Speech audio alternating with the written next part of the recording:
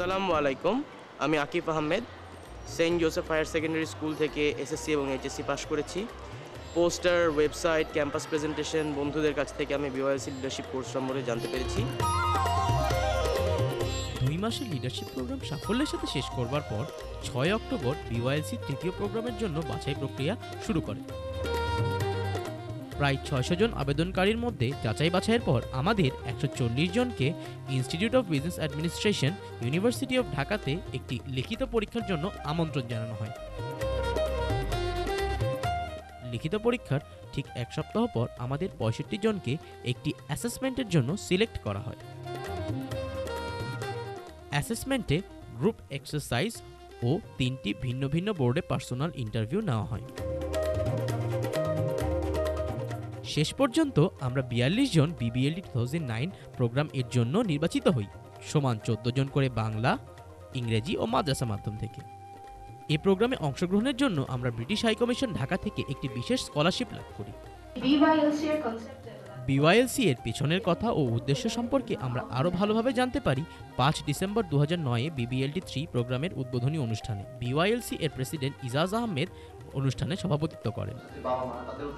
অনুষ্ঠানে প্রধান অতিথি হিসেবে পররাষ্ট্র সচিব Mizarul Kayes, guest of honour হিসেবে ব্যারিস্টার মনজুর হাসান ওবিই এবং বিশেষ অতিথি হিসেবে শাহিন আনামকে পেয়ে আমরা অত্যন্ত চমৎকৃত হই।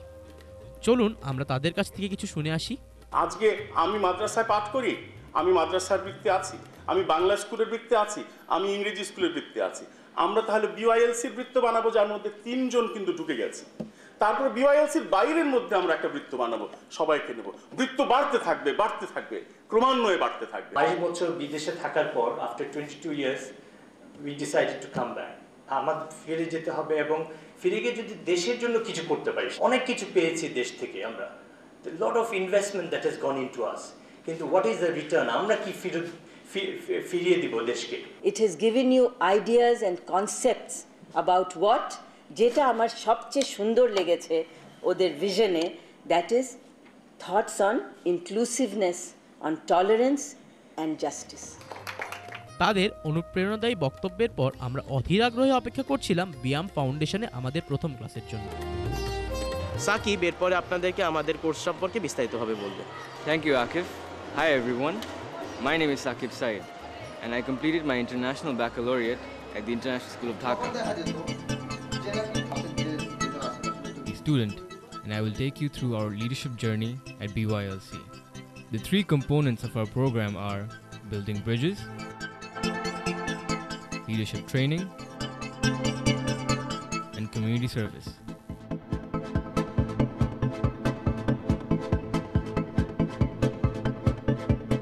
We learned about leadership through interaction and diagnosis in real time, as our lessons consisted of analyzing classroom events occurring right in front of us.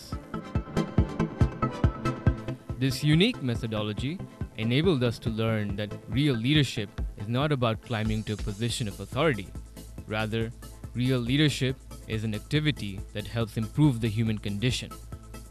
Real leadership is about being responsible and compassionate. Real leadership is about serving others. Most importantly, we learned that the opportunity to exercise leadership is available to anyone, regardless of age or position. Other than interacting in the large class sessions, we were also divided into 6 small groups. Each group had students from 3 different educational backgrounds. We also learned about leadership from analyzing our personal stories of leadership failure in the small groups. Amid these intense classroom teachings, we also decided to celebrate the Victory Day on December 16th by spending time with underprivileged children in Coral Slum.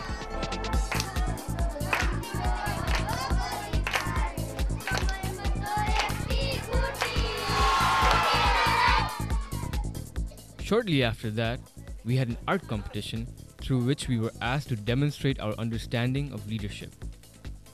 All the teams put up a great show. At the end of the second week, we went on a recreational trip to Proshika HRDC. Not only did we have fun, but also we came to understand the importance of inspiring an audience by presence to an engrossing poetry session. আর্মির March পাস্টে আর এ ধরনী কখনো কাঁপবে না। Speaking of presence, next up we were taught public speaking. Following distinct model of rhetoric and public narrative, each of us delivered passionate speeches on topics ranging from pressing social issues to compelling personal stories. আজ কিসের স্বাধীনতার কথা বলি আমরা? আজ আমাদের বছরে 365 দিনের একটি দিন আমাদের কথা সবাই মনে করে। কোথায় আমরা? কোথায় ভাষা আন্দোলন? কোথায় স্বাধীনতা? আর কোথায় বিজয় দিবস?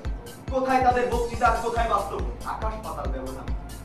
কেন এই হীনমন মানসিকতা আমাদের? It's also time for me to leave and invite Shireen to take you through our community service.